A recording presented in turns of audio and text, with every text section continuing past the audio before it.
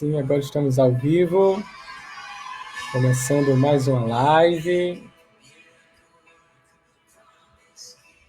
Vamos esperar enquanto os irmãos vão entrando.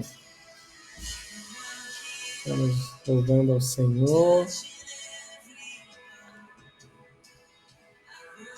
Mais uma live da série de estudos bíblicos que estamos fazendo no Facebook, no Instagram,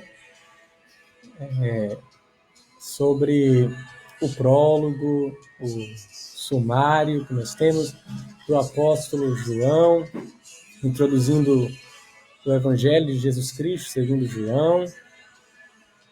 A primeira live, você nos acompanhou sábado passado, hoje é terça-feira, estamos começando essa live e na live passada nós demos uma introdução sobre como seria essa sequência de estudos que faremos acerca do Evangelho de Jesus Cristo segundo João, seus primeiros versos, os primeiros 18 versos, e nós já havíamos adiantado sobre quem foi a pessoa de João, a importância daquilo do seu manuscrito, o Evangelho de Jesus Cristo, que é um testemunho de alguém que presenciou o que está sendo descrito, né? Um testemunho ocular, e falamos sobre o que vai ser falado nessas próximas ministrações, em que vamos estar falando sobre o Logos de Deus, e hoje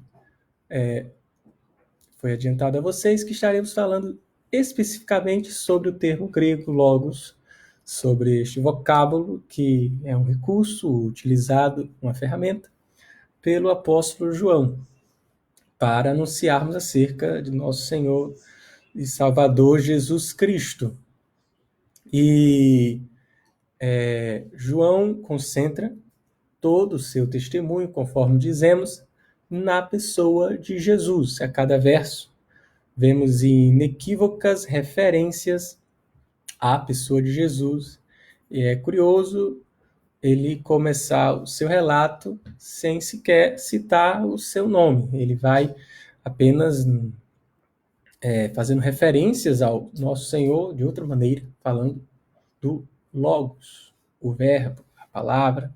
O apóstolo só vai citar o vocábulo Jesus mesmo, o termo, no versículo 17. Mas, de antemão, ele apenas vai falando do Logos, o Logos que é a palavra, o Logos que é o verbo, o Logos que é a mensagem do nosso Senhor Deus, o Logos que é o verbo de Deus, a palavra de Deus. E nós vemos isso em vários momentos na Escritura, não só no Evangelho, mas também nos manuscritos, nas epístolas do apóstolo João. E nós vamos aqui tentar entender o uso disso, tentar entender por que ele usou esse termo, talvez aqui até um recurso para mostrar a prévia existência de Jesus, a sua existência humana. Jesus não apenas existe, ele é. E Jesus, assim como o Pai, tem vida em si mesmo. Neste começo do Evangelho de João, sintetizou todo o mistério de Jesus na expressão Logos. Ele quis usar de forma fazer uma síntese, o termo para se referir a Jesus. Então, Jesus, ele não vai diretamente falar, olha, agora eu vou falar de Jesus, agora eu vou falar do Filho de Deus, agora ele não fala muito das coisas que nós vemos nos outros evangelhos, ele não vai fazer uma genealogia de Jesus, ele não vai nos mostrar a infância de Jesus, ele vai direto falar sobre o Logos, e ele antecede a presença de Jesus humanizada na Terra. Ele vai para o princípio, ele cita o livro de Gênesis, né? Uma clara referência aos primeiros versículos, primeiras palavras da palavra de Deus, da Bíblia, do manuscrito sagrado. E ele começa dizendo: no princípio era o Logos. E finalmente o que João compreendeu por Logos, né? O que é que esse verbete tinha de significado, né? Que foi traduzido a nós como palavra, verbo ou mesmo mensagem. Qual o sentido deste termo no mundo contemporâneo judaico, grego, do Novo Testamento? E, de acordo com a sua origem e o seu modo próprio de pensar, os leitores traziam consigo, né, aqueles leitores originais do manuscrito de João, entendimentos particulares da expressão logos. João não vai discutir em pormenores essas distintas acepções. Ele realmente assume o risco do seu leitor decidir. Inclusive, você pode decidir, né? Como se João declarasse tudo o que vocês possam ter imaginado ou presumido até agora sobre o Logos, aparece com clareza e realidade plena somente em Jesus Cristo. Somente em Jesus vocês encontram o que vocês presumiam, imaginavam e buscavam. É mais ou menos isso, quando ele realmente não distingue que acepção do Logos. É como se fosse a acepção dele, né? E ele vai deixando de fazer essa acepção, e nos é pertinente, como leitores da palavra de Deus, como cristãos, entender estas distintas acepções sobre o significado do termo logos.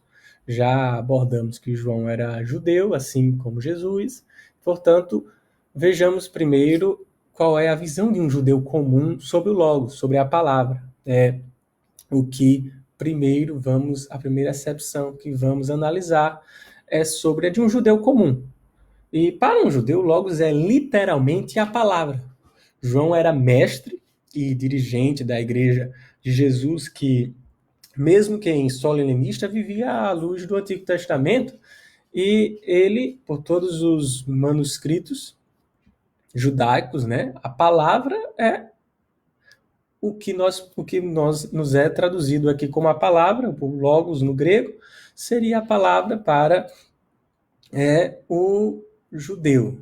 E realmente ela aparece em toda a Bíblia, nós podemos ver corriqueiramente a palavra aparecendo de uma maneira que é uma grandeza própria. Ela é atuante, ela é autônoma, a palavra é viva e tem vida em si mesma.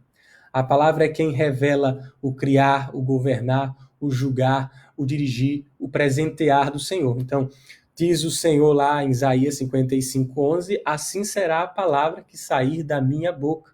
Não voltará para mim vazia, mas fará o que me apraz e prosperará naquilo para que a designei. Também, se nós vamos ler o Salmo 33, verso 9, fala que, pois ele falou e tudo se fez, ele ordenou e tudo passou a existir. Então, a palavra é a voz divina. É pela palavra que a criação física veio à existência. É pela palavra que a revelação divina veio aos homens. É pela palavra que a vontade de Deus foi revelada aos homens. Foi ouvindo a palavra do Senhor que a criação conheceu qual era a vontade de Deus. Através dos profetas, através da lei. Então, através da verbalização, Deus se apresenta. E quando o manuscrito joanino, né, que nós estamos estudando os seus primeiros versos, usa a palavra, né, vamos ser aqui um pouco repetitivo, mas quando ele usa a palavra no seu prólogo, ele está fazendo uma referência dedicada à palavra de Deus também, aquilo que é a verbalização da vontade de Deus. Quando Deus anuncia a sua vontade, quando ele proclama a sua vontade, a palavra de Deus está sendo revelada, então que o próprio Senhor Jesus, que é a palavra de Deus. Então, quando nós olhamos à luz da Bíblia, que a palavra de Deus é a revelação da vontade de Deus, então nós vemos que toda a reverência dedicada à palavra, ao verbo de Deus, é plenamente depositada no nosso Senhor Jesus Cristo. E o que incontáveis leitores e mestres se debruçaram para entender acerca do que era no princípio, ou quando falou Deus, disse Deus. Então, nós não precisamos mais deduzir pessoalmente. A solução está bem diante de nós, que é de forma palpável, nosso Senhor Jesus Cristo é a resposta. Se nós formos para os primeiros versos da Bíblia, se nós formos para Gênesis 1, né? E, inclusive, a gente pode... nós chamamos o texto de Gênesis, mas se um judeu fosse fazer uma referência ao texto, ele mesmo poderia dizer no princípio, para se referir ao livro, que é o primeiro livro da Bíblia. E por 8 vezes, nos primeiros versículos, quando nós vamos lendo, na narrativa da criação, ocorrem referências, né, como se fosse o refrão de um hino. As palavras, e disse Deus. E João reúne todas essas declarações de Deus em uma única declaração, viva e dotada de inteligência, de atividade, né? É uma declaração viva. Ela está transformando a realidade, e de onde emanam as ordens divinas. Ele descobre, né, como se João descobrisse, né, lhe fosse revelado com base em todas as palavras proferidas, a palavra que fala, a palavra que revela, a palavra que elucida. É até por isso que a palavra é luz. E no hebraico, a palavra ela corporifica a vontade divina. Nós, quando estudamos o Antigo Testamento, vemos isso, que a palavra corporifica a vontade divina aqui na pessoa de Jesus Cristo. E ao chamar Jesus de a palavra, né, o Logos, João está nos trazendo uma sublime explicação revelada por Deus, uma sublime revelação da parte de Deus. O que é? Ele está nos dizendo que irá relatar em seu livro, né, no Evangelho, que é o Evangelho de Jesus Cristo, daquele que é a maior e mais plena revelação já enviada à humanidade. Revelação não só da vontade de Deus, que é a palavra, né, para o grego, mas para o hebreu, para o judeu, mas do próprio Deus, a revelação do próprio Deus, a palavra que é a vontade de Deus, a palavra que é Deus entre nós. E os gregos, né? A outra acepção que nós vamos analisar é a grega. Eu não sou qualificado para expor aqui uma aula de filosofia, mas nós precisamos entender essa expressão à luz do pensamento grego. Nós precisamos entender um pouco sobre isso e qual era o pensamento que era o pensamento contemporâneo de João. Quem é que pensava sobre o termo logos, um termo que era muito usado já. E antes de entendermos a acepção grega, a compreensão do grego sobre o que é o logos, nós precisamos ter em mente que os pais gregos da igreja acreditavam que a filosofia grega poderia atuar como a lei, certo? No tocante aos judeus, operava. Como? Conduzindo os homens a Cristo, como se fosse um mestre, como se a filosofia fosse capaz de alguma forma, como um mestre escola, conduzir os homens a Cristo. E se nós vamos tendo noção dessa compreensão dos pais gregos da igreja, que eles entendiam dessa forma, então nós vamos para o ano entre 800 a 600 anos de Cristo, quando Heráclito, ainda sem utilizar o termo mesmo logos, ele já construiu uma noção para tal, né? Ele indicava mente e sabedoria para descrever o sentido orientador do mundo que estava sempre em fluxo, onde ninguém jamais podia pisar 2 vezes no mesmo rio. Ele fala como se fosse esse mundo em fluxo é resultado da manifestação da razão, como se houvesse uma razão, um sentido que regesse essa lei de transformação que jamais sofre alteração, porque essa lei está baseada nesta razão, nesta sabedoria. E ele vai falar algo que para nós cristãos soa bem familiar. Ele fala que o sábio é somente um, como se ele dissesse aqui que há um só Deus. E ouça bem, é um grego falando isso, né?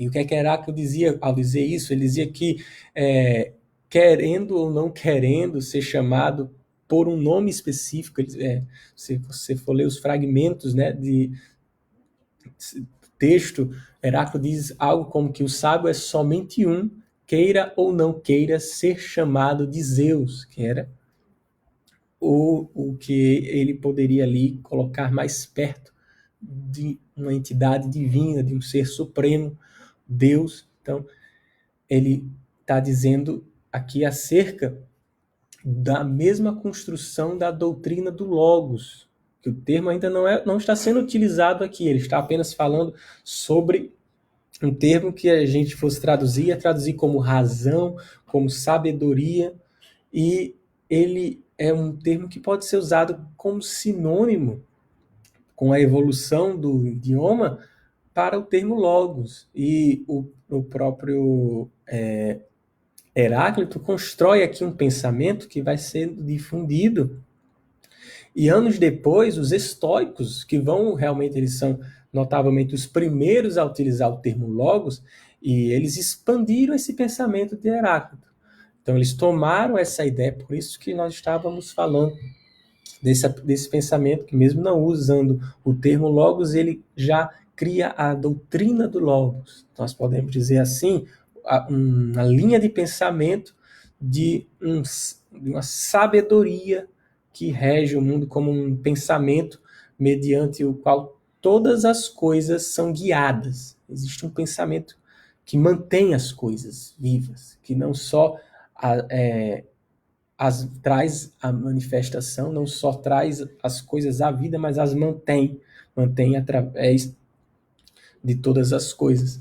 E os estoicos, eles vão utilizar essa mesma linha de pensamento, eles vão expandir esse pensamento e utilizar o termo logos para se referir àquilo que Heráclito chamou de sabedoria ou razão.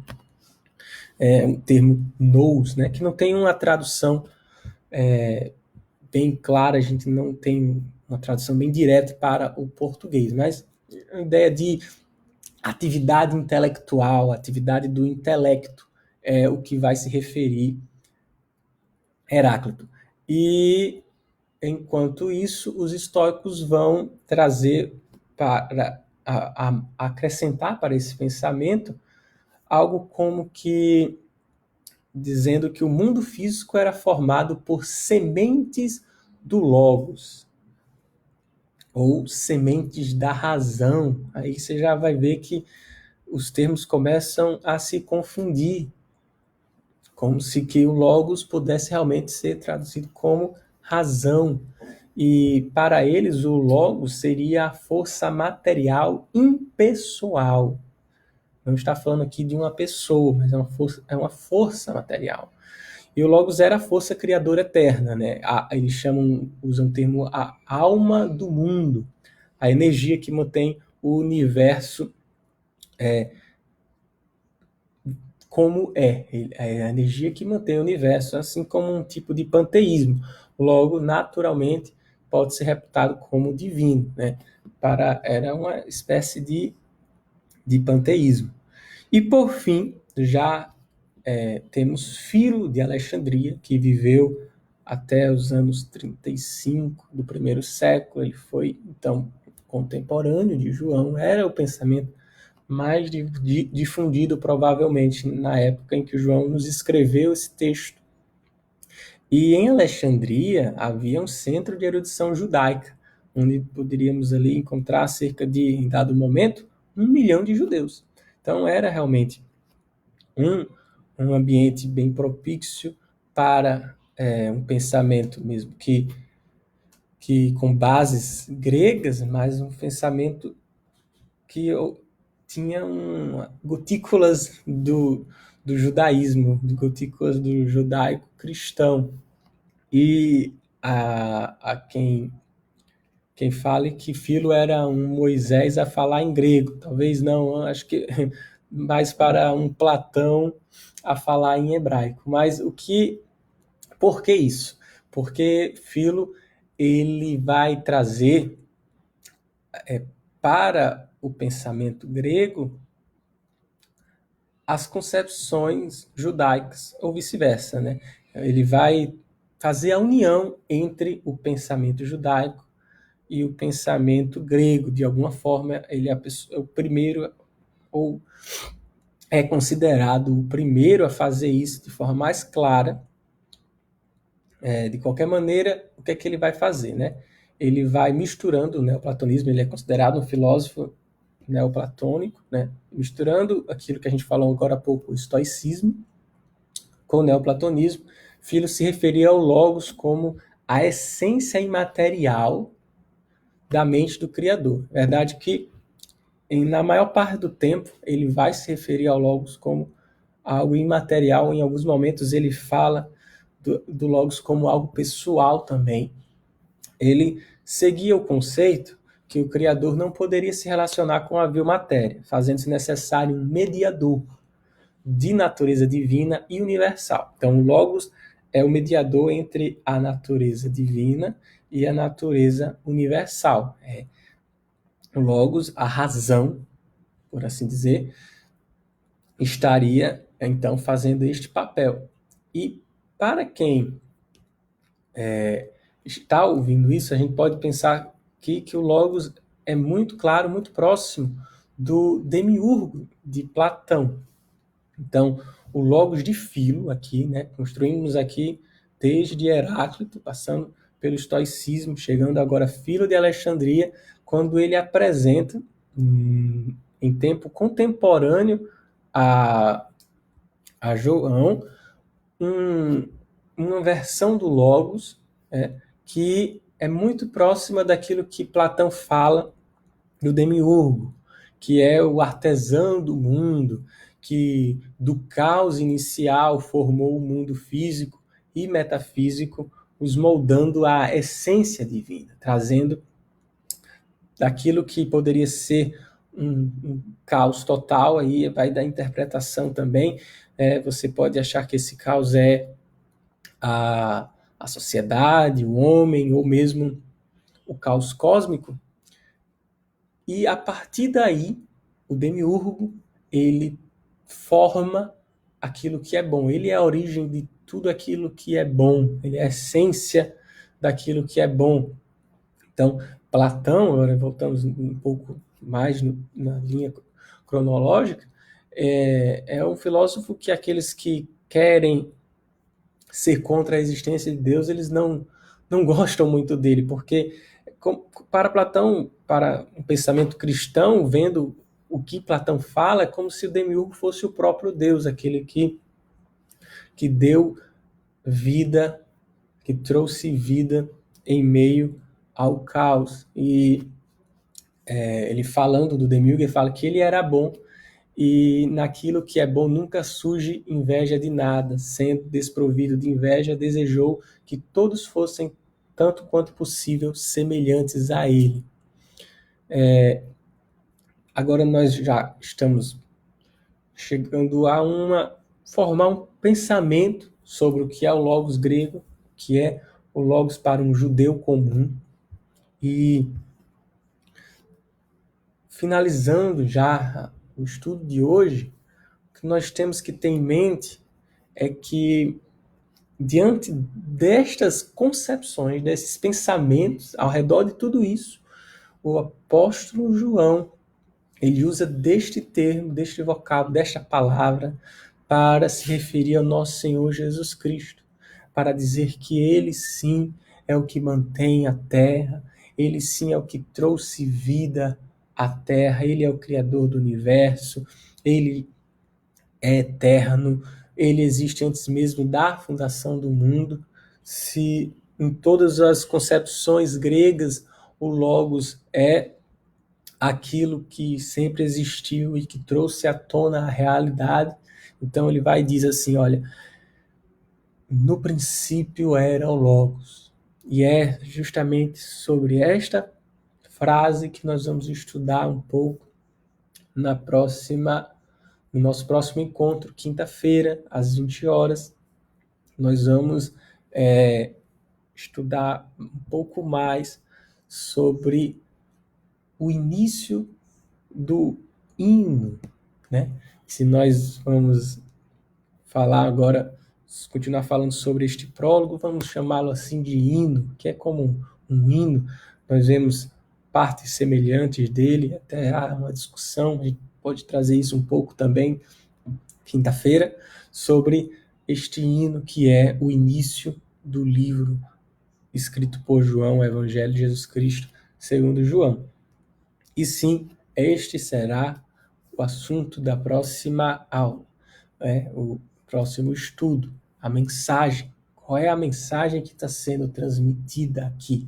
Se o Logos é uma mensagem, que mensagem é essa? A revelação do próprio Deus, que é eterno, que sempre existiu antes mesmo da fundação do mundo e que é a maneira pela qual Deus escolheu para se revelar, que para o judeu comum é a palavra de Deus, é a revelação da vontade de Deus, é a corporização da vontade de Deus. Então, Deus os abençoe, esse é o testemunho que eu tenho para hoje. E vamos finalizar esta live fazendo uma oração, agradecendo por este momento que tivemos de caminhada juntos com a palavra de Deus.